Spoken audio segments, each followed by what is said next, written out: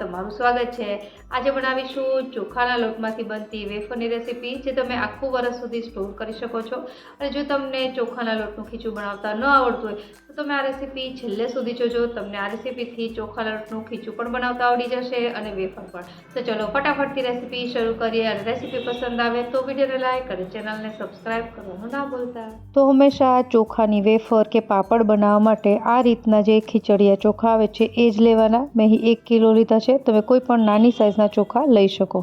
ત્યારબાદ એની સામે જ આપણે 1/4 કપ જેટલા સાબુદાણા એડ કરવાના છે। તો અહીં 1 કિલો ચોખા સામે 1/4 કપ સાબુદાણા એડ કરવાથી જે આપણે વેફર કે પાપડ છે એ એકદમ સરસ સોફ્ટ બને છે। હવે હું એને આ રીતે મિક્સ કરી લઈશ અને આ જે છે અત્યારે એનો લોટ હું બહાર જ દળાવી લઈશ। તો મેં ચક્કીમાં લોટ દળાવીને તૈયાર કરી લીધો છે। તો આ રીતે મારી પાસે લોટ છે એકદમ ઝીણો તૈયાર છે। હવે એક તપેલી મેં અહીં લોટ લીધો છે ખીચું બનાવવા માટે, અને હવે પાણી છે જે આ લોટ લીધો છે એ જ તપેલીથી 2 તપેલી લેવાનું છે। તો મેં લોટ છે બીજી તપેલીમાં લઈને આ તપેલી ખાલી કરીને હવે હું લોટાથી પાણીનું માપ લઈ લઈશ। તો આ એક તપેલી ભરતા મારે 2.25 લોટા છે પાણીની જરૂર પડી છે। તો આ રીતે 2 તપેલી જ્યારે તમે પાણી લેશો તો ટોટલ 4.5 લોટા જેટલું પાણી જોશે।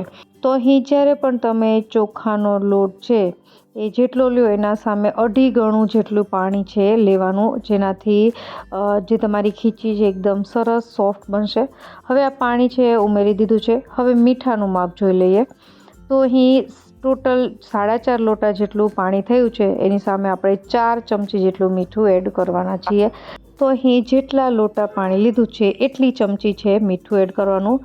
અને ત્યારબાદ હવે પાપડ ખાર, તો અહીં ખીચું બનાવવા માટે જે પાપડ ખાર આપણે લઈએ છીએ એ 2 ચમચી, એટલે કે જેટલું મીઠું લીધું છે એની અડધી। તો એકદમ પરફેક્ટ માપ છે, આનાથી ખીચું એકદમ સરસ બને છે। ટૂંકમાં તમારો લોટ એના કરતાં 2.5 ગણું પાણી અને એની સામે જે તમે લોટા ગણીને પાણી લ્યો છો એટલું મીઠું, અને મીઠા કરતાં અડધો પાપડ ખાર। તો આ જો તમે પરફેક્ટ માપ સાથે રેસીપી બનાવશો તો તમારું ખીચું પરફેક્ટ બનશે।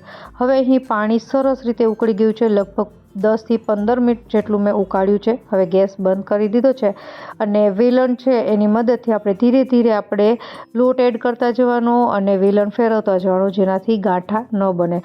તો જ્યારે પણ તમે આંધણ મૂકો ખીચું બનાવવા માટે તો એટલીસ્ટ એને 10 થી 15 મિનિટ તો પાણીને ઉકાળવું જ, અને પાણી છે એને અડધું નથી કરી નાખવાનું, જસ્ટ આપણે એને આંધણ માટે ઉકાળીએ છીએ, જેનાથી બધી વસ્તુ સરસ રીતે મિક્સ થઈ જાય।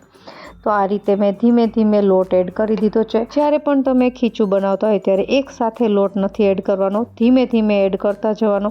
જો લોટ છે એ એકસાથે તમે ઉમેરી દેશો તો પાણી ઘણી વખત ચોખાની ક્વોલિટી એવી હોય છે કે પાણી વધારે એ પીતા હોય છે। તો જો એકસાથે લોટ ઉમેરી દો અને પાણી જો વધારે પીવાઈ જાય તો ખીચું છે એ એકદમ ડ્રાય થઈ જતું હોય છે।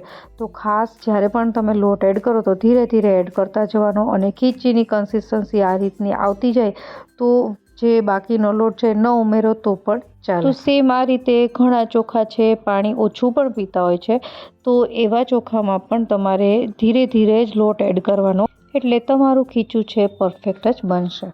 તો એક વખત હું આને લઈ લઈશ અને નીચે આપણે લોઢી છે મૂકવાની છે। ફરીથી ગેસ ચાલુ કરી દઈશું અને એકદમ લો ગેસની ફ્લેમ પર આપણે આ ખીચાને 10 થી 15 મિનિટ માટે એમનેમ રાખવાનું છે। આ સ્ટેપ ખાસ કરવું। તો અહીં મારે જે ખીચું બનતા લોટ વધ્યો છે એ હું તમને બતાવી દઉં। તો 1 વાટકી જેટલો વધ્યો છે। તમે આ બચેલા લોટનું મસાલા ખીચું જે આપણે નાસ્તા માટે બનાવીએ છીએ એ રીતે પણ બનાવી શકો। મારી ચેનલમાં એની રેસીપી છે અવેલેબલ છે, હું ડિસ્ક્રિપ્શન બોક્સમાં એની લિંક છે આપી દઈશ। તો હવે ખીચું છે આપણું તૈયાર થઈ ગયું છે, ગેસ બંધ કરી દઈશું અને આ ખીચું છે એમાંથી આપણે વેફર બનાવીએ। તો અહીં જ્યારે તમે વેફર બનાવો ત્યારે આ ખીચું છે બને ત્યાં સુધી ગરમ રહે એટલે ઢાંકીને જ રાખવાનું। અને અત્યારે હું આ રીતની ઝીણી સેવ અને જે પટ્ટી બનાવીએ છીએ એ રીતને બનાવવાની છું। તો આપણો જે આ સંચો છે એને પણ આપણે તેલથી ગ્રીસ કરી લેશું। જ્યારે પણ તમે ખીચામાંથી પાપડ કે વેફર બનાવો ત્યારે ખીચાને હંમેશા થોડું તેલ નાખીને કોણવી લેવાનું। અત્યારે ખીચું એકદમ ગરમ છે એટલે હું થોડું છે તેલ થાળીમાં નાખીશ અને ચમચાની મદદથી આપણે આ રીતે કરશું એટલે જે આપણું ખીચું છે એ સરસ રીતે કૂણવાઈ જશે. અને તમે આ રીતે ન કરવા માગતા હોય તો જે પ્લાસ્ટિક બેગ હોય એમાં તેલ લગાવી અને તમે જે રીતે આપણે લોટ કૂણવીએ એ રીતે પણ કૂણવી શકાય. બંને રીતે કરી શકાય. હવે આ રીતે જો આપણું ખીચું પરફેક્ટ બન્યું હશે એટલે આ રીતનું થઈ જશે. હવે આપણે જે આ સંચો છે એમાં ખીચું એડ કરી લેશું. અને અત્યારે મેં જે ઝીણી સેવની જાળી આવે છે એ અંદર ફિટ કરી છે. અને હું તમને બતાવી દઉં તો આ રીતના છે એ નાના નાના સર્કલ છે બનાવી લેવાના છે. તમે જોઈ શકો છો કે એકદમ ઇઝીલી આ બની જાય છે. તો જો તમે એક વખત ખીચું બનાવતા આવડી જશે તો તમે આ રીતની વેફર છે એ ઘરે બનાવી શકશો. અને ખાલી તમે આ વેફર અથવા તો અલગ અલગ ડિઝાઇનની ચકરી બધી જ વસ્તુ છે એ આમાંથી બની જાય છે. પણ એક વખત ખીચું છે પરફેક્ટ બનેલું હોવું જોઈએ.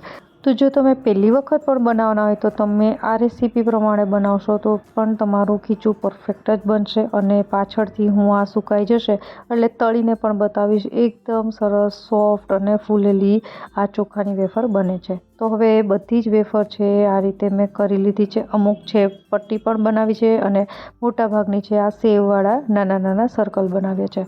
હવે આને આપણે 3 થી 4 દિવસ તડકે સૂકવી લેશું. બિલકુલ મોઇસ્ચર રહેવું ન જોઈએ. અને સુકાઈ ગયા બાદ આ રીતની વેફર આપણી તૈયાર થઈ જશે. આમાં જો થોડું ઘણું પણ મોઇસ્ચર હશે તો વેફર આખું વરસ સારી નહીં રહે. એટલે ખાસ યાદ રાખવાનું કે વેફર છે સારી રીતે સુકાયેલી હોવી જોઈએ. તો હું તમને હવે તળીને પણ બતાવી દઉં. તો તેલ મેં મીડિયમ ગેસની ફ્લેમ પર ગરમ કરી લીધું છે. જેમાં આપણે થોડું પહેલાં વેફર એડ કરીશું અને આ રીતે ધીરે ધીરે ઉપર આવે તો તેલ આપણું પરફેક્ટ ગરમ છે. હવે આપણે આ વેફરને હાઈ ટુ મીડિયમ ગેસની ફ્લેમ પર તળવાની છે. તમે એડ કરશો અને તેલ સરસ એવું ગરમ થયેલું હશે એટલે તરત જ આ છે એ ફૂલી જાય છે. અને વધારે વાર તેલમાં રાખવાની જરૂર પણ નથી. તરત જ એને કાઢી લેવાની.